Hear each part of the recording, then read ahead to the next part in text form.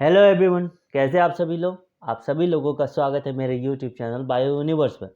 आज की इस वीडियो में हम लोग डिस्कस करने वाले हैं क्लास 11 बायोलॉजी की चैप्टर 9 को, जो कि है बायोमोलिक्यूल्स। तो इस चैप्टर के कुछ हिस्से को हम लोगों ने पहले ही डिस्कस कर लिया, जिसमें कि हम लोगों ने प्रोटीन को डिस्कस किया, लिपिड को डिस्कस किया और कार्बोहाइड्रेट्स को डिस्कस किया। आज की इस वीडियो में हम लोग डिस्कस करेंगे न्यूक्लिक एसिड के बारे में और आगे के जितने टॉपिक है उसको, और सभी को एक एक करके डिस्कस करके इस चैप्टर को आज हम लोग इस वीडियो में एंड करेंगे। तो देर नहीं करते हुए जल्दी से हम लोग अपने डिस्कशन को शुरू करते हैं। तो वीडियो को आगे बढ़ाने से पहले एक रिक्वेस्ट है आप लोगों से, अगर आप लोग ये वीडियो देख रहे हैं तो वीडियो के अंत तक बने रहें। इसमें क्या होगा कि जो मैं आप लोगों को नॉलेज देना चाह रहा हूँ वो आप लोगों को मिलेगा और आप लोगों को अच्छे से एनसीईआरटी समझ में आएगा लाइन बाय लाइन। तब आप लोगों को लगेगा यार एनसीईआरटी तो कितना ईजी है बायोलॉजी पढ़ना। चलिए शुरू करते हैं। तो शुरू होता है सबसे पहले न्यूक्लिक एसिड। तो जैसा कि हम लोगों ने लास्ट वीडियो में डिस्कस किया था कि दो तरह के मॉलिक्यूल जो होते हैं हमारी बॉडी में मिलते हैं। एक होता है मैक्रो मॉलिक्यूल, एक होता है माइक्रो मॉलिक्यूल। तो माइक्रो मॉलिक्यूल होते हैं जो कि एसिड सॉल्यूबल फ्रैक्शन होते हैं, क्योंकि उनका साइज जो होता है वो कम होता है, 800 डाल्टन से कम। और एक होता है मैक्रो मॉलिक्यूल जो कि एसिड इनसॉल्यूबल फ्रैक्शन होते हैं, जो एसिड में नहीं मिलते, और उनका साइज होता है 800 डाल्टन से ऊपर। तो न्यूक्लिक एसिड भी एक मैक्रोमोलिक्यूल है जो कि एसिड इनसॉल्युबल फ्रैक्शन, ठीक है। और न्यूक्लिक एसिड जो है वो पॉलीन्यूक्लियोटाइड उसको कहते हैं। पॉलीन्यूक्लियोटाइड क्यों बोलते हैं? क्योंकि वो ढेर सारे न्यूक्लियोटाइड से बना हुआ होता है। ये न्यूक्लियोटाइड क्या होता है ये हम लोग एक एक करके समझेंगे, ठीक है। तो आगे देखते हैं इसमें क्या लिखा हुआ। Together with polysaccharides and polypeptides this comprise the true macromolecule fraction of any living tissue और सेल। इसमें कह रहा है कि जैसे पॉलीसेक्राइड पढ़ा, कार्बोहाइड्रेट, फिर पॉलीपेप्टाइड प्रोटीन पढ़ा, उसी की तरह ये भी एक ट्रू मैक्रोमोलिकुलर फ्रैक्शन है तुम्हारे न्यूक्लिक एसिड सेल का, ठीक है। तो न्यूक्लिक एसिड का बिल्डिंग ब्लॉक होता है न्यूक्लियोटाइड। न्यूक्लियोटाइड में क्या क्या होता है वो हम लोग देखेंगे आगे, ठीक है। तो न्यूक्लियोटाइड में 3 केमिकली डिस्टिंक्ट कंपोनेंट होते हैं। क्या क्या होते हैं? तो न्यूक्लियोटाइड क्योंकि जो 3 केमिकली डिस्टिंक्ट कंपोनेंट है उसमें एक है हेट्रोसाइक्लिक कंपाउंड, दूसरा है मोनोसैकेराइड, और तीसरा है फॉस्फोरिक एसिड या फॉस्फेट हो गया, ठीक है। याद रखेंगे न्यूक्लियोटाइड का बिल्डिंग ब्लॉक है कौन? न्यूक्लियोटाइड किसी का बिल्डिंग ब्लॉक नहीं है, बल्कि न्यूक्लिक एसिड का बिल्डिंग ब्लॉक है न्यूक्लियोटाइड। और न्यूक्लियोटाइड में 3 कंपोनेंट होते हैं, हेट्रोसाइक्लिक कंपाउंड, मोनोसैकेराइड और फॉस्फोरिक एसिड, ठीक है। चलिए आगे बढ़ते हैं। आगे देखते हैं क्या लिखा हुआ। The heterocyclic compound in nucleic acids are the nitrogenous base name adenine, guanine, uracil, cytosine and thymine. देखिए आगे बढ़ने से पहले ये मैं आप लोगों को बताना चाह रहा हूँ कि आप लोगों को अपने स्क्रीन में कुछ लाइनें हाईलाइट किए हुए दिख रही होंगी। तो बेसिकली क्या है ना कि जितने भी इंपॉर्टेंट लाइन है ना मैंने उनको हाईलाइट कर दिया, जिनको पढ़ के आप लोगों को पूरा पैराग्राफ समझ आएगा कि इसमें क्या लिखा हुआ, ठीक है। चलिए आगे बढ़ते हैं। तो हेट्रोसाइक्लिक कंपाउंड जो होता है न्यूक्लियोटाइड में, उस हेट्रोसाइक्लिक कंपाउंड में नाइट्रोजीनस बेसेस आते हैं। तो नाइट्रोजीनस बेसेस क्या है? ऐसे कंपाउंड जो नाइट्रोजन के बने होते हैं, ठीक है। उसमें हो गया adenine, guanine, uracil, cytosine and thymine, ठीक है। ये भी 2 पार्ट में डिवाइड होते हैं, प्यूरिन और पिरामिडिन। प्यूरिन में हो जाते हैं एडनिन और ग्वानिन, और पिरामिडिन में हो जाएंगे यूरासिल, साइटोसिन एंड थाइमिन। जब हम लोग डीएनए का बात करेंगे तो उसमें होगा adenine, guanine, cytosine and thymine. और जब आरएनए का बात करेंगे तो उसमें थाइमिन के जगह में होगा यूरासिल, ठीक है। याद रखेंगे डीएनए में थाइमिन होगा और आरएनए में यूरासिल होगा, ठीक है। अब जो शुगर पाए जा रहे हैं वो 2 तरह के होते हैं, राइबोस शुगर और डीऑक्सी राइबोस शुगर, ठीक है। ये राइबोस शुगर और डीऑक्सी राइबोस क्या होता है? बेसिकली जो राइबोस शुगर पाए जाते हैं जैसे आरएनए हो गए, तो उनमें क्या है कि 5th वाली जो मॉलिक्यूलर होता है ना स्ट्रक्चर, तो उसमें जो 5th कार्बन में ऑक्सीजन नहीं होता है, ठीक है। इसीलिए डीऑक्सी राइबोस कहा जाता है। राइबोस वाले में वो 5th पोजीशन में रहता है, ठीक है। तो 2 तरह के न्यूक्लिक एसिड होते हैं, एक होता है डीऑक्सी राइबोज न्यूक्लिक एसिड जो होता है डीएनए, एक होता है आरएनए राइबो न्यूक्लिक एसिड, ठीक है। आगे बढ़ते हैं। अब आता है स्ट्रक्चर ऑफ प्रोटीन। तो प्रोटीन का क्या है कि हमारे बॉडी में जो प्रोटीन पाया जाता है ना, उसके टोटल 4 स्ट्रक्चर होते हैं, ठीक है। पहला क्या है कि पहला स्ट्रक्चर होगा प्रोटीन का जो कि प्राइमरी स्ट्रक्चर कहलाएगा, दूसरा होगा सेकेंडरी स्ट्रक्चर, और तीसरा होगा टर्सरी स्ट्रक्चर, और फोर्थ होगा क्वाटरनरी स्ट्रक्चर, ठीक है। चलिए एक एक करके देखते हैं ये सब होता क्या है। तो इनऑर्गेनिक केमिस्ट्री में जो हम लोग पढ़ते हैं, जो स्ट्रक्चर जो होते हैं वो वेरिएबली मॉलिकुलर फार्मूला को रिप्रेजेंट करते हैं, ठीक है। जो भी स्ट्रक्चर को हम लोग पढ़ेंगे उसे पता चलेगा इसका मॉलिकुलर फार्मूला क्या है, ठीक है। ऑर्गेनिक केमिस्ट्री क्या करते हैं कि हमेशा 2 डायमेंशनल में मॉलिक्यूल्स का स्ट्रक्चर बनाते हैं या लिखते हैं, ठीक है। मॉलिकुलर फार्मूला या मॉलिक्यूल का स्ट्रक्चर 2 डायमेंशनल में बनाते हैं, ठीक है। जैसे बेंजीन हो गया, नेप्थेलिन हो गया, ये 2 डायमेंशनल मिलेगा आपको। फिजिक्स क्या करेंगे, फिजिक्स वो 3 डायमेंशन में बनाएंगे, ठीक है। अब बायोलॉजिस्ट क्या करेंगे, बायोलॉजिस्ट जो प्रोटीन का डिस्क्राइब किए हैं वो 4 लेवल पे किए, प्राइमरी, सेकेंडरी, टर्सरी एंड क्वाटेनरी, ठीक है। तो chemist 2 dimensional, physics 3 dimensional, biology 4, ठीक है। तो जैसा कि हम लोग जानते हैं कि प्रोटीन का बिल्डिंग ब्लॉक क्या हो गया, एमिनो एसिड, ठीक है। और 20 टाइप्स के एमिनो एसिड होते हैं। ये मैंने अपने लास्ट वीडियो में बताया, उसकी वीडियो आप लोगों को मेरे चैनल पे मिल जाएगी। अगर आपने अभी तक नहीं देखा तो वहाँ जाके देख सकते हैं, ठीक है। तो आते हैं पहला कि प्राइमरी स्ट्रक्चर क्या होता है। The sequence of amino acids, the positional information in a protein which is the first amino acid which is second and so on is called primary structure of a protein. इसमें क्या होता है कि इसका कहने का मतलब प्राइमरी स्ट्रक्चर प्रोटीन का एक तरह का चेन समझिए, जिसमें कि पहला एमिनो एसिड होगा, दूसरा एमिनो एसिड होगा, फिर तीसरा भी होगा, चौथा भी होगा। एक चेन बनेगा, एक लाइन बनेगा, ठीक है। तो वो हो गया प्राइमरी स्ट्रक्चर, जिसमें कि लाइन बन रहा है एमिनो एसिड का, ठीक है। आगे बढ़ते हैं। ये देखिए अपने स्ट्रक्चर में आप लोग अपने स्क्रीन में लेफ्ट साइड में आप लोग देख सकते होंगे प्राइमरी स्ट्रक्चर को, ठीक है। यहाँ पे मैं दिखा देता हूँ एक बार, ये वाली, ठीक है।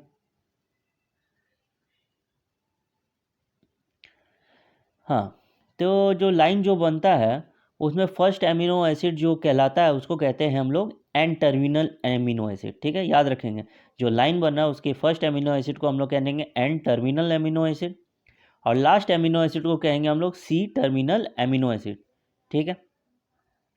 अब आता है सेकेंडरी स्ट्रक्चर। तो सेकेंडरी स्ट्रक्चर क्या होता है वो देखते हैं। तो जिस प्रोटीन में उसके एमिनो एसिड हेलिकल स्ट्रक्चर बनाएंगे, हेलिकल या आप कह सकते हैं स्पाइरल स्ट्रक्चर, जो आप लोग को स्क्रीन में लेफ्ट साइड में दिख रहा होगा, ये वाला, ठीक है, ये वाला अल्फा या बीटा, ठीक है। तो अल्फा में हेलिक्स स्ट्रक्चर बनाएंगे और बीटा में प्लेट का स्ट्रक्चर बनाएंगे, ठीक है।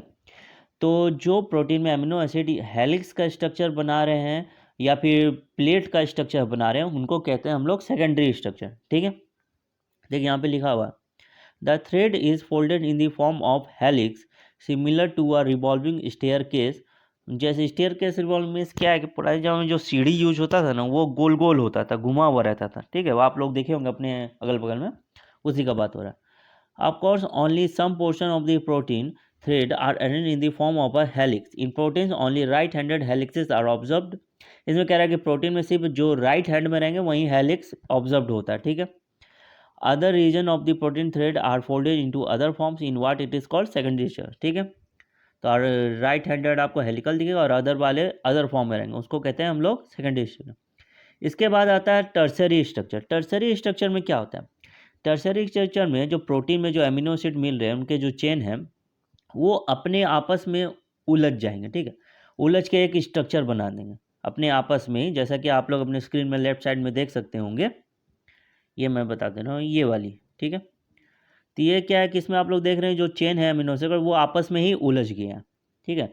एक दूसरे पे फोल्ड हो गया है, एक उलन बॉल की तरह, मीन्स रुई का जैसा बॉल होता है ना जिसपे कि सब एक दूसरे पे अरेंज रहता है, तो उसको कहते हैं टर्सरी स्ट्रक्चर, ठीक है। ये टर्सरी स्ट्रक्चर क्या करता है, तो टर्सरी स्ट्रक्चर प्रोटीन को 3D व्यू देता है, ठीक है। अगर प्रोटीन को 3D व्यू में देखना है तो वो टर्सरी स्ट्रक्चर देता है, ठीक है। और टर्सरी स्ट्रक्चर प्रोटीन जो होता है वो बहुत ही ज़रूरी होता है। जितनी भी तरह के बायोलॉजिकल एक्टिविटीज़ होती है ना प्रोटीन की हमारे बॉडी में, तो सारे बायोलॉजिकल एक्टिविटीज़ में टर्सरी स्ट्रक्चर ज़रूरत होता है, ठीक है। आगे बढ़ते हैं। अब आता है चौथा क्वाटेनरी, सॉरी, हाँ ये वाला जो आप लोग अपने स्क्रीन में लेफ्ट साइड में देख रहे होंगे, ठीक है। ये क्वाटेनरी हो गया।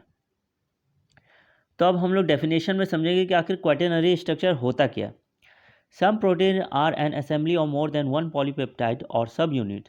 The manner in which these individual folded polypeptides और subunit are arranged with respect to each other linear strings of spheres Spheres arranged one upon each other in the form of a cube or plate, etc., is the architecture of protein, otherwise called quaternary structure. इसमें यह कह रहा है कि जैसा कि हम लोगों ने देखा कि क्वाटरनरी स्ट्रक्चर में टर्शियरी जब देखा कि आपस में वूलन बॉल आपस में ही फोल्डेड हो गया। अब जब क्या है कि क्वाटरनरी स्ट्रक्चर में ये जो प्रोटीन का जो चेन रहेगा एमिनो एसिड का, वो स्पेयर फॉर्म बनाएगा। एक स्पेयर बनाया, दो स्पेयर बनाया, तीन चार स्पेयर बनाएगा, सब एक दूसरे से अटैच रहेगा। तो ये जहाँ पे ढेर सारे स्पेयर्स आपस में एक दूसरे से एक लाइन में अटैच रहेंगे, वो बनाएंगे क्वाटरनरी स्ट्रक्चर। ठीक है, तो हमारे बॉडी में जो हेमोग्लोबिन होता है, हेमोग्लोबिन बेसिकली प्रोटीन होता है, तो वो क्वाटरनरी स्ट्रक्चर में पाया जाता है। और हमारे बॉडी में जितने भी तरह के प्रोटीन होते हैं बेसिकली वो टर्सरी में होता है या फिर क्वाटरनरी स्ट्रक्चर में पाया जाता है। ठीक है, और क्वाटरनरी स्ट्रक्चर में दो सब यूनिट होंगे, एक हो जाएगा अल्फा टाइप, दूसरा हो जाएगा बीटा टाइप। ठीक है, तो याद रखेंगे हेमोग्लोबिन कौन सा स्ट्रक्चर है, क्वाटरनरी स्ट्रक्चर। चलिए आगे बढ़ते हैं।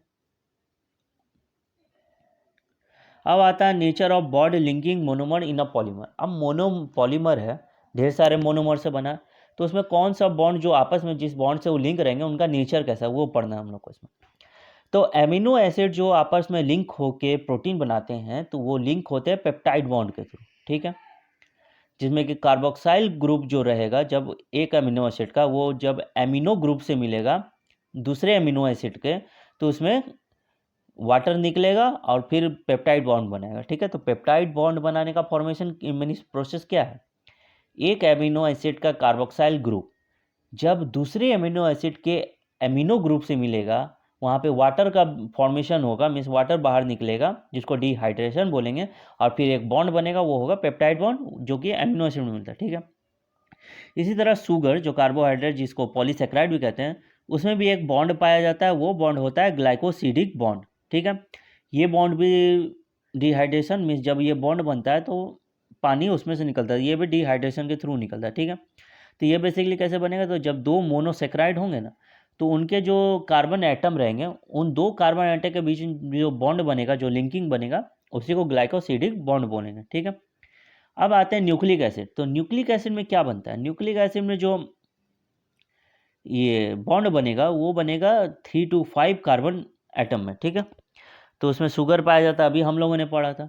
तो देखते हैं उसमें क्या लिखा है कि link the 3 carbon of 1 sugar of 1 nucleotide to the 5 carbon of the sugar of the succeeding nucleotide. इसमें यह कह रहा है कि एक न्यूक्लियोटाइड का 3 कार्बन रहेगा एक शुगर का। ठीक है, तो एक न्यूक्लियोटाइड के शुगर का 3 कार्बन रहेगा, वो जुटेगा किसका, अगले न्यूक्लियोटाइड के 5 कार्बन से। ठीक है, तो इसमें 3 से 5 जुटेगा और जुट के एक बॉन्ड बनाएगा, जिस बॉन्ड को हम लोग कहेंगे ईस्टर बॉन्ड, और उससे न्यूक्लिक एसिड जुड़ेगा।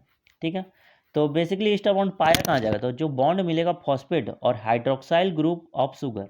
ठीक है, तो न्यूक्लियोटाइड में शुगर मिला तो वहाँ फॉस्फेट और हाइड्रोक्साइल ग्रुप में जो बॉन्ड मिल रहा है उसको कहेंगे ईस्टर बॉन्ड।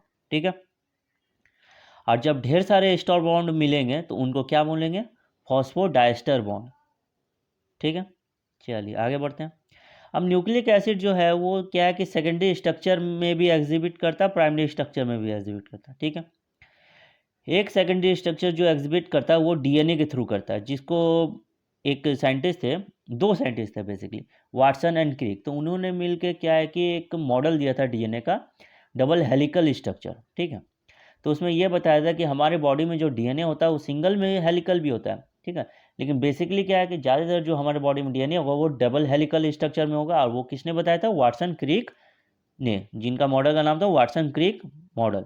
ठीक है, देखिए डबल हेलिकल स्ट्रक्चर कैसा रहेगा, ये देखिए, ये आप लोगों को दिख रहा होगा। ठीक है, तो इस स्ट्रक्चर में क्या है कि एडेनिन जुड़ेगा थाइमिन से और ग्वानिन जुटेगा साइटोसिन से।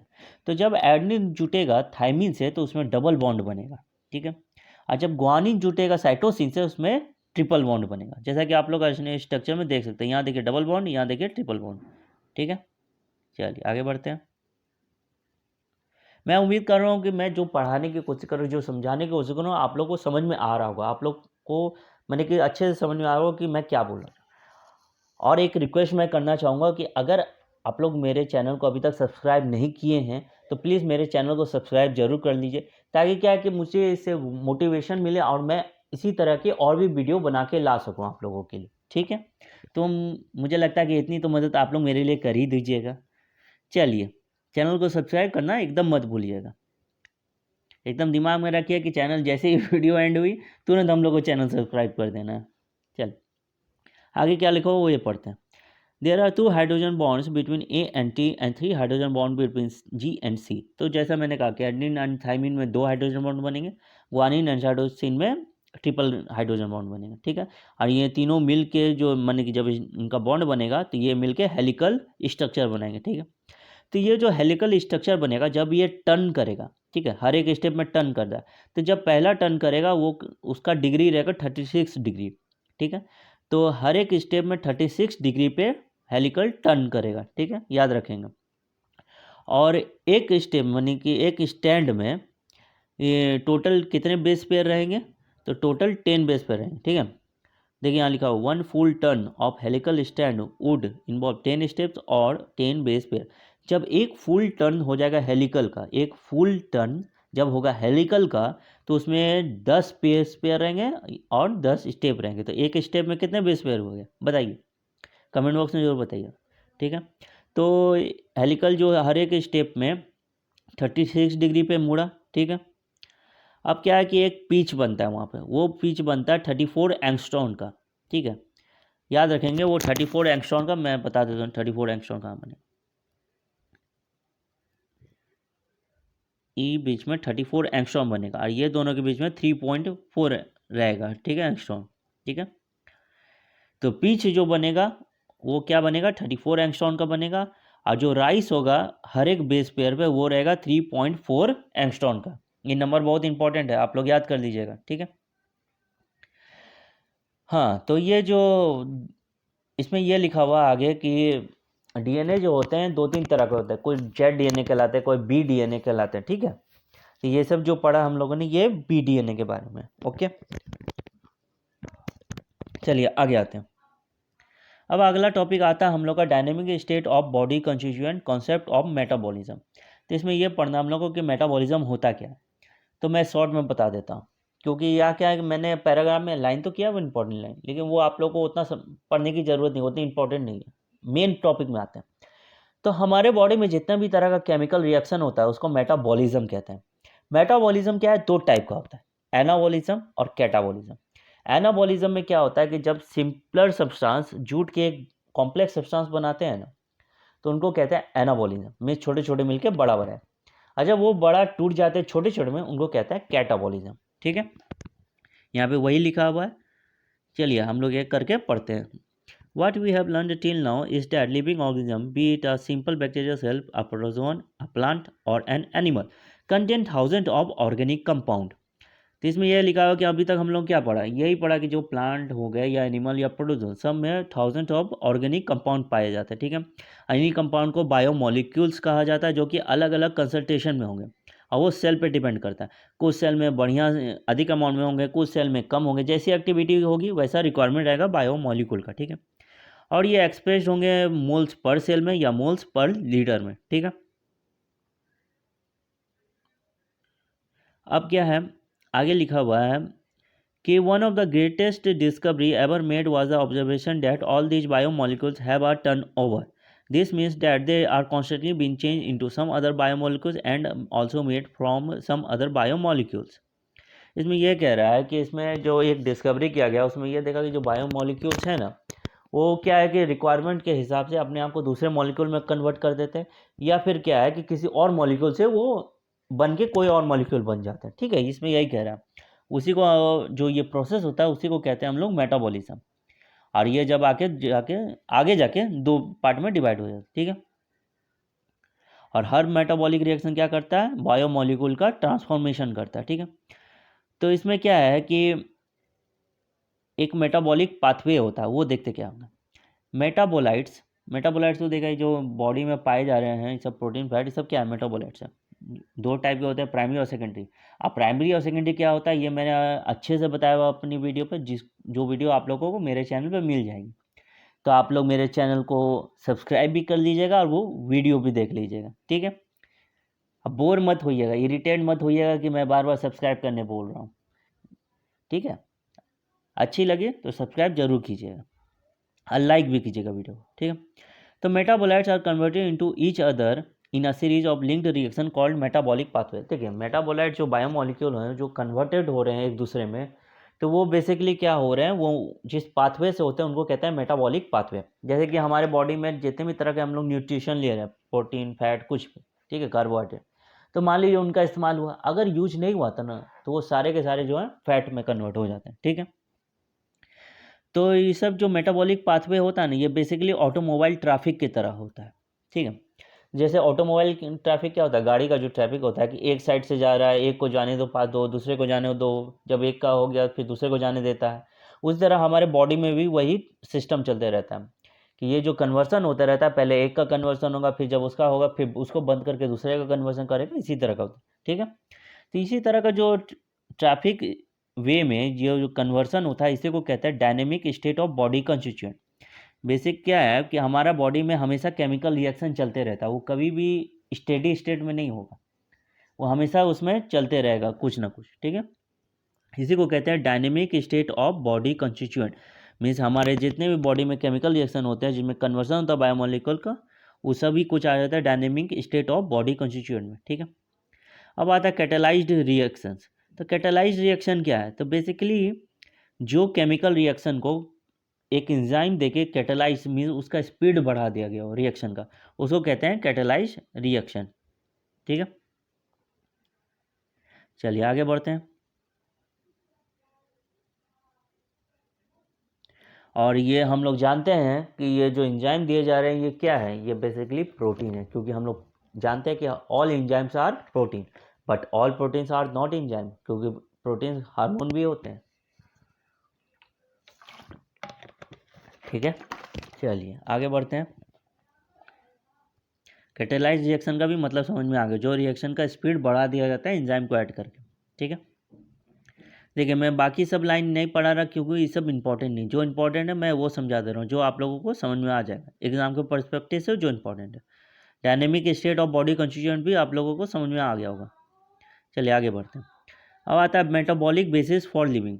जो लिविंग होता है उनका मेटाबॉलिक बेसिस क्या होता है उसको पढ़ते हैं, ठीक है। तो metabolic pathways can lead to more complex structure from a simpler structure. For example acetic acid becomes cholesterol or lead to a simpler structure from a complex structure. For example, glucose B1, lactic acid in our skeletal muscle. The former cases are called biosynthetic pathways or anabolic pathways. The latter degradation और catabolic pathway, ठीक है। तो अभी जो मैंने बताया कि जब छोटे छोटे मॉलिक्यूल मिलके एक कॉम्प्लेक्स स्ट्रक्चर बनाएगा, जैसे कि एसिटिक एसिड कोलेस्ट्रॉल बन जाएगा, तो वो होगा एनाबॉलिक और बायोसिंथेटिक पाथवे। तो इसमें सिंथेसिस करे इसलिए बायोसिंथेटिक और एनाबॉलिक।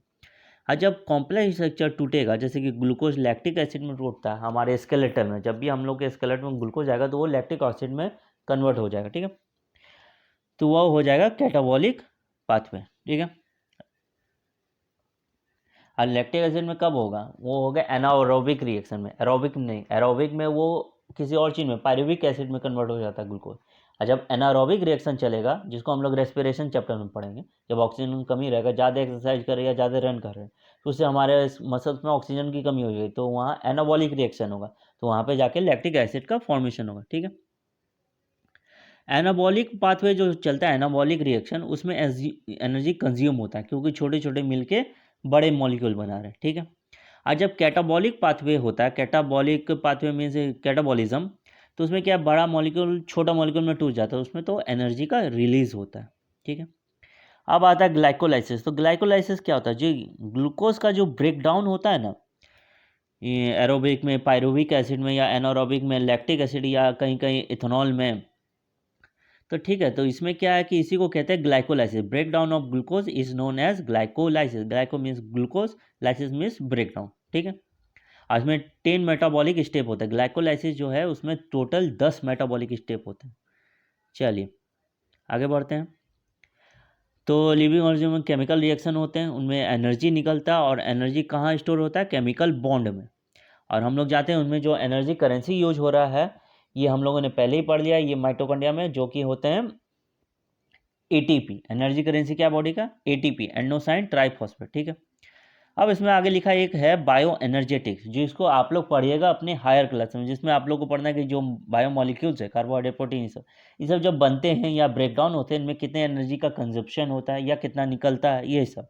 जैसे ग्लूकोज का होता है ना ब्रेक डाउन, ग्लाइकोलाइसिस, उसमें कितने एटीपी बने, कितने यूज हुए, क्या क्या एंजाइम्स हैं, इसी सब के बारे में। ठीक है, अब आता है द लिविंग स्टेट। ठीक है, तो लिविंग स्टेट में क्या पढ़ना है ये देख लेते हैं। The most important fact of biological system is that all living organisms exist in a steady state characterized by concentration of each of these biomolecules। इसमें यह कह रहा है कि सबसे इंपॉर्टेंट फैक्ट क्या है बायोलॉजिकल सिस्टम का, कि जितने बायोलॉजिकल सिस्टम में जितने भी लिविंग ऑर्गेनिज्म मिलते हैं ना, सब स्टेडी स्टेट में होते हैं। ठीक है, वो स्टेडी स्टेट में कहने का मतलब है कि वो अपने इक्विलिब्रियम स्टेट में नहीं जाते। इक्विलिब्रियम स्टेट में जाएंगे तो क्या होगा, तो सारे के सारे देखिए इक्विलिब्रियम जाने से क्या होगा, सारे केमिकल रिएक्शन बॉडी में फिर एक तरह से बंद हो जाएंगे, हमारी डेथ हो जाएगी। क्योंकि जब सारे केमिकल एक प्रोपोर्शन में पाए जाएंगे तो फिर केमिकल रिएक्शन नहीं होगा, रिक्वायरमेंट ही नहीं होगा। कम ऑक्सीजन है तभी ना फिर हम लोग सांस लेते रहते हैं, फिर हमारे अंदर रेस्पिरेशन, डाइजेशन सब चलते रहता है। जब एक प्रोपोर्शन में पाएगा, अमाउंट अगर कम होगा ही नहीं तो केमिकल रिएक्शन नहीं होगा, केमिकल रिएक्शन ये सब नहीं होगा तो फिर हमारा बॉडी डेथ कर जाएगा। ठीक है, इसीलिए स्टेडी स्टेट में हमारे बॉडी रहता है। ठीक है, हमेशा याद रखें कि हमारा बॉडी जो स्टेडी स्टेट में रहेगा, और वो स्टेडी स्टेट क्या होता है, नॉन इक्विलिब्रियम होता है। ठीक है, यहाँ देखिए लिखा हुआ भी है, these biomolecules are in a metabolic flux, any chemical or physical process moves spontaneously to equilibrium। इसमें कह रहा है कोई भी केमिकल और फिजिकल प्रोसेस करते हैं ना, तो वो क्या है कि जब प्रोसेस होता है तो वो इक्विलिब्रियम की ओर बढ़ता है, ताकि हम लोग इक्वल स्टेट में आ जाए। ठीक है, तो हम लोग का स्टेडी होता है ताकि वो इक्विलिब्रियम स्टेट में नहीं जाए। क्यों नहीं जाए देख लेते हैं। One should remember from physics that systems at equilibrium cannot perform work. As living organisms work continuously, they cannot afford to reach equilibrium। जब फिजिक्स में कहता है कि अगर इक्विलिब्रियम में आप गए तो आपका वर्क होना बंद हो जाएगा, और हमारे बॉडी में तो हमेशा वर्क हो रहा है। जैसे मैं अभी बोल रहा हूँ, आप लोग सुन रहे हो, सांस ले रहे हो, हाथ हिला रहे हो, कुछ लोग हो सकता है पानी भी पी रहे हो, इसे सब वर्क हो रहा है ना, तो इसलिए हम लोग इक्विलिब्रियम स्टेट में नहीं जा सकते, क्योंकि हम लोग काम करते रहते हैं। ठीक है, आगे बढ़ते हैं। अब मेटाबॉलिज्म का काम क्या है, तो मेटाबॉलिज्म का काम है वो एक मैकेनिज्म प्रोवाइड करता है जिससे एनर्जी का प्रोडक्शन होता है। मीन्स जब कार्बोहाइड्रेट टूटेगा तो एनर्जी निकलेगी। ठीक, इंजाइम्स देखते हैं इसमें क्या लिखा हुआ। Almost all enzymes are protein. तो मैंने कहा था कि जितने एंजाइम में सब प्रोटीन होंगे, लेकिन सारे प्रोटीन एंजाइम्स नहीं होंगे, कुछ प्रोटीन हार्मोन भी है। ठीक है, अब क्या है कि कुछ न्यूक्लिक एसिड भी होते हैं, वो एंजाइम के तरह बिहेव करते हैं, उनको कहते हैं राइबोजाइम। ओके, चलिए आगे बढ़ते हैं। An enzyme, like any protein, has a primary structure, amino acid sequence of the protein। ठीक है, an enzyme like any protein has a secondary and the tertiary structure। When you look at a tertiary structure, you will notice that the backbone of a protein chain folds upon itself, the chain crisscross itself, and hence many cervixes or pockets are made। One such pocket is the active site. ठीक है, इसमें यह कह रहा है कि enzyme जो protein का बना होता है, तो जैसे प्रोटीन में स्ट्रक्चर अभी पढ़ा हम लोग ने, प्राइमरी, सेकेंडरी, टर्सरी, उसी तरह क्या है कि जब आप एंजाइम को देखोगे ना तो उसमें भी स्ट्रक्चर मिलेगा, प्राइमरी, सेकेंडरी और टर्सरी। तो जब टर्सरी स्ट्रक्चर को देखोगे तो वो आपस में फोल्ड करके एक स्ट्रक्चर बनाता है, एक साइड बनाता है। ठीक है, उस साइड को कहते हैं हम लोग एक्टिव साइट। तो जब भी हम लोग खाना खाते हैं कुछ भी, तो वो हो गया सबस्ट्रेट। ठीक है, तो सबस्ट्रेट को एंजाइम डाइजेस्ट करेगा, रिएक्शन चलेगा, तो कैसे करेगा, तो जब सबस्ट्रेट वो एंजाइम के एक्टिव साइड में जाके फंस जाएगा, फंसने के बाद वहाँ पे केमिकल रिएक्शन चलेगा, और केमिकल रिएक्शन चलने के बाद वो डाइजेशन होगा, फिर उसे प्रोडक्ट बन के निकलेगा। ठीक है, तो आप लोग समझ गए हो कि एक्टिव साइट क्या होता है और एक्टिव साइट का काम क्या होता है। ठीक है, तो बेसिकली जो टर्सरी स्ट्रक्चर में जो प्रोटीन अपने आप को फोल्ड करे, प्रोटीन चेन जो अपने आप को फोल्ड करके एक स्ट्रक्चर बनाता है, एक पॉकेट बनाता है, उस पॉकेट को एक्टिव साइट कहते हैं। और एक्टिव साइट का काम क्या है, सबस्ट्रेट के साथ फिट होकर केमिकल रिएक्शन करना और प्रोडक्ट बनाना। ठीक है, एंजाइम कैटलिस्ट जो होता है वो इनऑर्गेनिक कैटलिस्ट से बहुत वेज में डिफरेंट होता है। क्यों, क्योंकि इनऑर्गेनिक कैटलिस्ट जो है हाई टेम्परेचर, हाई प्रेशर में वर्क कर सकता है, लेकिन एंजाइम जो है वो हाई टेम्परेचर में काम नहीं करेगा। उसको क्या, वहाँ पे उसका मॉलिक्यूल टूट जाएगा। Inorganic catalyst high temperature high pressure में काम करेगा, लेकिन इंजाइम कैटेलिस्ट हाई टेम्परेचर में काम नहीं करेगा, ठीक है। लेकिन नेचर में हाई टेम्परेचर में भी कुछ बैक्टीरिया ऐसा मिलते हैं, तो उनके एंजाइम्स को देखा गया कि वहाँ कैसे काम करते हैं। तो कुछ एक्सेप्शन है कि कुछ हाई टेम्परेचर में रहने वाले जीव के अंदर जो है एंजाइम काम करता है, लेकिन बेसिकली क्या है कि ज़्यादा नॉर्मल एंजाइम जो हमारे बॉडी में होगा, अगर वो ज़्यादा हाई टेम्परेचर में रहेगा तो उसका जो कैपेबिलिटी है काम करने का वो ज़ीरो हो जाएगा, ठीक है। अब आते हैं केमिकल रिएक्शन में। तो केमिकल रिएक्शन जो हमारे बॉडी में चलता है उसके उसमें जो चेंजेस होते हैं वो दो तरह के होते हैं। जो कंपाउंड जो केमिकल रिएक्शन में जो केमिकल कंपाउंड चेंजेस हो रहा है उन दो तरह के होते हैं, एक फिजिकल चेंज होता है और एक दूसरा भी फिजिकली चेंज होता है, जिसको आगे चल के वो केमिकल बन जाता है, ठीक है। तो एक फिजिकल चेंज होता है जिसमें कि बॉन्ड्स का ब्रेक नहीं होता है, ठीक है, डायरेक्ट शेप का चेंज हो जाता है। मीन्स मान लीजिए वो छोटा है तो बड़ा हो जाएगा, ठीक है, या बड़ा है तो छोटा, शेप का चेंज हो रहा है लेकिन बॉन्ड ब्रेक नहीं हो रहा। दूसरा फिजिकल प्रोसेस में क्या होता है, स्टेट का चेंज होता है। मीन्स अगर आइस है तो वाटर बन जाएगा, वाटर है तो गैस बन जाएगा, ठीक है। और जब इसमें वाटर गैस ये सब बन रहा है तो धीरे धीरे बॉन्ड्स टूट रहे हैं। जब पूरी तरीके से बॉन्ड ये सब टूट जाएंगे या फिर न्यू बॉन्ड बनेंगे ट्रांसफॉर्मेशन के टाइम में, तो इसी को क्या बोलेंगे हम लोग, केमिकल रिएक्शन, ठीक है। तो फिजिकल चेंज दो तरह के केमिकल कंपाउंड के, एक में शेप चेंज हुआ, एक में मैटर में से solid to liquid, liquid to gas. और जब इसमें बॉन्ड टूटे या बने तो वो हो गए केमिकल रिएक्शन, ठीक है। तो रेट जो होता है फिजिकल और केमिकल प्रोसेस का, वो रेफर्स करता है जितना अमाउंट का प्रोडक्ट बन रहा है पर यूनिट टाइम में, ठीक है। तो एक यूनिट टाइम में मान लीजिए 1 मिनट या 1 सेकंड में, तो 1 मिनट में जितने प्रोडक्ट बन रहा है, जितने प्रोडक्ट बने उनके अमाउंट पर डिपेंड करता है कि फिजिकल और केमिकल रिएक्शन का रेट क्या चल रहा है। अगर एक अमाउंट 1 मिनट में 100 प्रोडक्ट बनाते हैं तो मैंने बढ़िया स्पीड है, और 1 मिनट में 50 बना मैंने लो स्पीड है, ठीक है। तो रेट जो होता है उसको वेलोसिटी भी कहते हैं। अगर उसमें डायरेक्शन दिया जाए रेट में तो उसमें वेलोसिटी कहेंगे उसको, ठीक है। अगर रेट में डायरेक्शन आ जाए तो उसको कहेंगे हम लोग वेलोसिटी। तो रेट जो होता है फिजिकल और केमिकल प्रोसेस का, तो वो तो हम लोग देख लेंगे, प्रोडक्ट के अमाउंट पर डिपेंड करता है पर यूनिट टाइम। और भी क्या है कि टेम्परेचर जो होते हैं और अदर फैक्टर उससे भी इन्फ्लुएंस करता है, ठीक है। तो क्या टेम्परेचर क्या प्रेशर है उससे भी मैटर करता है कि फिजिकल और केमिकल प्रोसेस का रेट कैसा रहेगा। एक रूल थंब है, रूल ऑफ थंब क्या है कि रेट डबल हो जाएगा या फिर डिक्रीज हो जाएगा बाय हाफ अगर हर बार 10 डिग्री सेल्सियस का चेंज हो किसी भी डायरेक्शन में, ठीक है। तो कोई भी डायरेक्शन में अगर 10 डिग्री सेल्सियस का चेंजेस हो रहा है तो या तो रेट डबल हो जाएगा या तो वो हाफ हो जाएगा, ठीक है। चलिए आगे बढ़ते हैं। अब आता है कार्बोनिक एनहाइड्रेज। ये होता क्या कार्बोनिक एनहाइड्रेज, ये देख लेते हैं।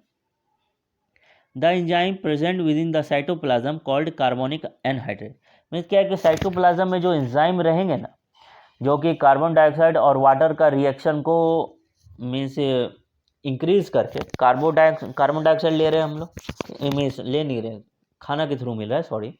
तो जब ग्लूकोज लिए उसका ब्रेकडाउन कार्बन डाइऑक्साइड निकला, तो जब हम लोग कार्बन डाइऑक्साइड निकला वो वाटर से मिला, दोनों का रिएक्शन हुआ और बनाया कार्बोनिक एसिड, जैसा कि आप लोग अपने स्क्रीन पर देख सकते हैं।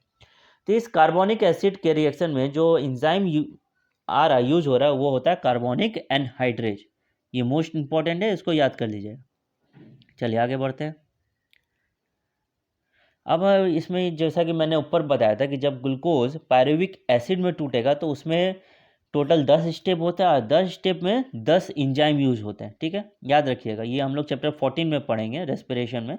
जब ग्लूकोज टूटेगा पायरुविक एसिड में वो कितने एंजाइम यूज होंगे वहाँ पे 10। ये मैं पूछूंगा जब मैं चैप्टर 14 पढ़ाऊंगा, मैं आप लोगों से पूछूंगा और आप लोगों को आंसर भी देना है, इसलिए ये याद कर लीजिएगा, ठीक है। तो जब मैंने बताया था कि जब हम लोग ज़्यादा एक्सरसाइज करने लगते हैं या ज़्यादा दौड़ने लगते हैं तो हमारे मसल्स में ऑक्सीजन की कमी होती है, तो वहाँ होता है एनारोबिक रिएक्शन। तो वहाँ क्या होता है, ग्लूकोज ब्रेक डाउन होकर लैक्टिक एसिड बनाता है, ठीक है। अब क्या होगा कि लैक्टिक एसिड बना दिया यहाँ पे, और जब नॉर्मल कंडीशन रहा एरोबिक में पायरुविक एसिड बना दिया, दो प्रोडक्ट बन गए ग्लूकोज के ब्रेकडाउन से। तीसरा भी बनता है जो होता है अल्कोहल, इथेनॉल। वो कैसे बनता है, ईस्ट होता है ना, फंजाई, तो ईस्ट में फर्मेंटेशन नाम का एक प्रोसेस चलता है। जब फर्मेंटेशन होता है जो ऑक्सीजन की कमी में होगा तो वहाँ पे क्या करेगा, ईस्ट अल्कोहल बनाएगा जिसको नाम देते हैं इथेनॉल, ठीक है। तो ग्लूकोज के ब्रेकडाउन में तीन तीन प्रोडक्ट बनते हैं, क्या क्या, लैक्टिक एसिड एनारोबिक में जब ऑक्सीजन का कमी रहेगा, जब ऑक्सीजन रहेगा एरोबिक में बनेगा पायरुविक, और ईस्ट में फर्मेंटेशन में बनेगा इथेनॉल। जो बियर हम लोग का बनता है ना, बियर हो गया, जितने तरह के अल्कोहल होते हैं, वाइन, विस्की, जो कि हेल्थ के लिए एकदम इंजूरियस है, जिनको सही में हाथ कभी नहीं लगाना चाहिए, बहुत ख़राब चीज़ होता है, तो वो बेसिकली यही प्रोसेस से बनता है। ठीक है, अब है how do enzyme bring about such high rates of chemical conversion. अब इंजाइम जो है वो केमिकल कन्वर्जन को इतना जल्दी कैसे कर देता है। तो ये देखिए, पूरा सेंटेंस, पूरा पैराग्राफ वो पढ़ने की जरूरत नहीं, बहुत ईजी है, मैं शॉर्ट में बता देना। बेसिकली क्या है कि एक्टिव साइट बनता है एंजाइम में, ठीक है, जो प्रोटीन इनफोल्ड होता है तो वो एक पॉकेट बनाता है, वो एक्टिव साइट होता है। वहाँ पे सबस्ट्रेट जाके चिपक जाता है, टाइटली बाउंड हो जाता है एक्टिव साइट से। फिर वहाँ पे चलता है केमिकल रिएक्शन। तो केमिकल रिएक्शन जो चलता है तो वहाँ से एक प्रोडक्ट बन के निकलता है। ठीक है, देखिए H2P जो है ना, H से हो गया सबस्ट्रेट, P से हो गया प्रोडक्ट। ठीक है, वो प्रोडक्ट निकलता है। तो बेसिकली क्या है, ये देखिए डायग्राम से आप लोग समझ आएगा।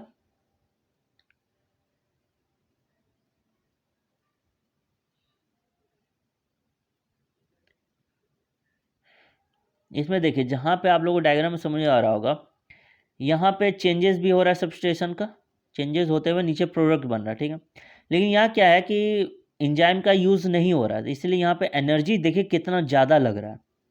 और यहाँ क्या है कि इंजाइम का एनर्जी, मीन्स एंजाइम यूज हो रहा है तो एनर्जी कम लग रहा है, अब प्रोसेस जल्दी होके प्रोडक्ट बन जा रहा है। ये भी देखिए, टाइम इसमें ज़्यादा टाइम लग रहा है, इसमें कम टाइम लग रहा है। ठीक है, चलिए आगे बढ़ते हैं। ये देखिए ये है transition state structure. Transition state structure क्या है, तो बेसिकली क्या है कि जब प्रोडक्ट नहीं, सबस्ट्रेट जब चेंज हो जाएगा प्रोडक्ट में, तो जो उनका ट्रांजिशन हो रहा है उसी को कहते हैं ट्रांजिशन स्टेट स्ट्रक्चर। ठीक है, चलिए, तो वाई एक्सिस क्या रिप्रेजेंट कर रहा है, पोटेंशियल एनर्जी कंटेंट को, और एक्स एक्सिस रिप्रेजेंट कर रहा है स्ट्रक्चरल ट्रांसफॉर्मेशन का, या फिर स्टेट का, जिसको ट्रांजिशन स्टेट बोलेंगे, जो सबस्ट्रेट से प्रोडक्ट बन रहा है। ठीक है, तो दो तरह के केमिकल रिएक्शन हो गए यहाँ पे, एक्सोथर्मिक और एंडोथर्मिक। एक्सोथर्मिक जो हो गया स्पॉन्टेनियस रिएक्शन हो गया, जिसमें कि एनर्जी का ज़रूरत नहीं है, और एंडोथर्मिक जिसमें कि एनर्जी की ज़रूरत है। ठीक है, अब आता है एक टर्म एक्टिवेशन एनर्जी। ये क्या होता है, तो बेसिकली देखिए एज जो में सबसे जो प्रोडक्ट में कन्वर्ट हो रहा है, जो ट्रांजिशन स्टेट हो रहा है, तो उसमें जो उसको कन्वर्ट करने के लिए, एक्टिव करने के लिए जो एनर्जी का रिक्वायरमेंट हो रहा है, उसी को कहते हैं एक्टिवेशन एनर्जी। ठीक है, अब आता है नेचर ऑफ एंजाइम एक्शन। अब नेचर क्या होता है एंजाइम एक्शन का, वो देखते हैं। Each enzyme has a substrate binding site. हम लोग देखें कि हर एक एंजाइम में बाइंडिंग साइट होता है, जिसको एक्टिव साइट बोलते हैं, in its molecule, so that highly reactive enzyme substrate complex is produced. Complex is short-lived and dissociated into its product P and the unchained enzyme with an intermediate formation of the enzyme product complex EP.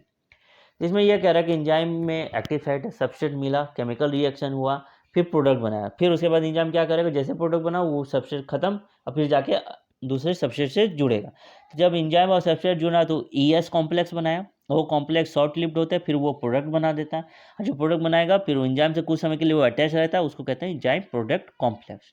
ठीक है, देखिए यहाँ क्या लिखा हो, ये process लिखा हो, जो मैं जितनी भी बातें मैंने अभी बोली वही लिखा कि first the substrate binds to the active site of the enzyme fitting into the active site. अभी मैंने बोला था कि सबस्ट्रेट एक्टिव साइट से बाइंड करेगा, ध्यान से सुनते जाइएगा।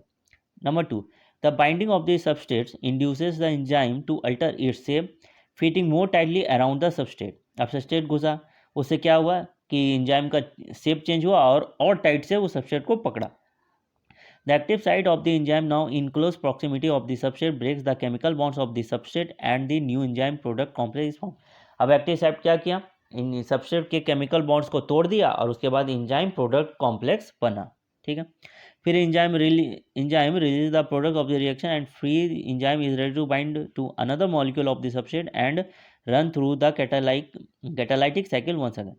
अब इसमें क्या करेगा, जब प्रोडक्ट बनाया तो प्रोडक्ट को छोड़ दिया, फिर उसके बाद एंजाइम जाके सबस्ट्रेट के अदर मॉलिक्यूल से जुटा, फिर उसको डाइजेस्ट करना शुरू किया, केमिकल रिएक्शन शुरू हुआ, फिर प्रोडक्ट बना। ठीक है, यही 4 प्रोसेस में प्रोडक्ट चलता है।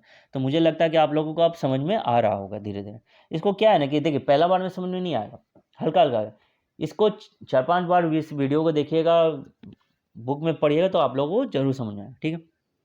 अब क्या कुछ फैक्टर्स होते हैं जो कि एंजाइम एक्टिविटी को अफेक्ट करते हैं, ठीक है, जैसे टेम्परेचर और पीएच। तो अभी हम लोग देखेंगे कि हाई टेम्परेचर और हाई प्रेशर में एंजाइम काम नहीं करेगा, उसको एक ऑप्टिमम चाहिए, एक अपना एक सूटेबल टेम्परेचर चाहिए, ठीक है, और एक सूटेबल पीएच भी चाहिए।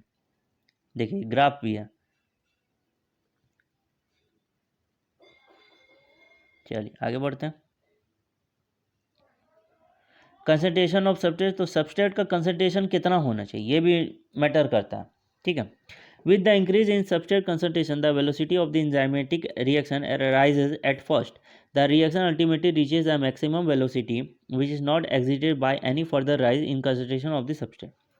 तो जब सब्सट्रेट के कंसंट्रेशन में इंक्रीज होता है ना, तो जाहिर सी बात है एंजाइम का भी एक्टिविटी इंक्रीज हो जाएगा, ठीक है, उसका भी वेलोसिटी जो है, कोई डायरेक्शन आ गया तो वेलोसिटी जो है वो भी इंक्रीज करेगा पहले, फिर धीरे धीरे वो वेलोसिटी अपना मैक्सिमम लेवल पे पहुंच जाएगा, मैक्सिमम लेवल पे पहुंच के वो स्टॉप हो जाएगा, फिर वहाँ से सब्सट्रेट का जो कंसंट्रेशन है वो भी स्टॉप हो जाएगा, फिर वो उससे आगे नहीं बढ़ पाएगा, ठीक है, यही कह रहे हैं यहाँ पर। अब आता है इनहिबिशन और इनहिबिटर, ये क्या होता है इसको देख लेते हैं कि ये क्या। The activity of an enzyme is also sensitive to the presence of specific chemicals that bind to the enzyme. When the binding of chemical shut off the enzyme activity, the process is called inhibition and the chemical is called an inhibitor. इसमें क्या कह रहा है कि कुछ chemical compound होते हैं वो एंजाइम के एक्टिव साइट में जाके बाइंड हो जाते हैं और एंजाइम की एक्टिविटी को डाउनफॉल कर देते हैं, मीन्स उसको बंद कर देते हैं, उनकी एक्टिविटी काम नहीं आती है, ठीक है। तो उस वजह से क्या होता है कि जो प्रोसेस होता है जिससे कि एंजाइम की एक्टिविटी ख़त्म हो गई है, उस प्रोसेस को कहते हैं इनहिबिशन, मीन्स रोक दिया गया, ठीक है। एंजाइम की जो एक्टिविटी चली थी उसको शट डाउन कर दिया, वो रुक गया, और जिस केमिकल ने रोका उसे कहते हैं इनहिबिटर, ठीक है। अब इसके बाद एक टर्म आता है कम्पिटिटिव इनहिबिटर। कम्पिटिटिव इनहिबिटर क्या होता है, जो केमिकल सबस्ट्रेट जैसा स्ट्रक्चर लेकर एंजाइम की एक्टिविटी से एक्टिव साइट से जाके जुड़ जाए, और जब वो सबस्ट्रेट जैसा रूप लेके जाके उससे जुड़ जाएंगे एंजाइम की एक्टिविटी साइट से, तो सबस्ट्रेट नहीं जुड़ पाएगा, तो उससे क्या होगा कि खाना नहीं डाइजेस्ट होगा, तो उसमें क्या होता है एंजाइम का एक्टिविटी भी शट डाउन हो जाएगा, खाना भी सही से डाइजेस्ट नहीं होगा, उसी में कहते हैं, उसी को कहेंगे कम्पिटिटिव इनहिबिटर, ठीक है।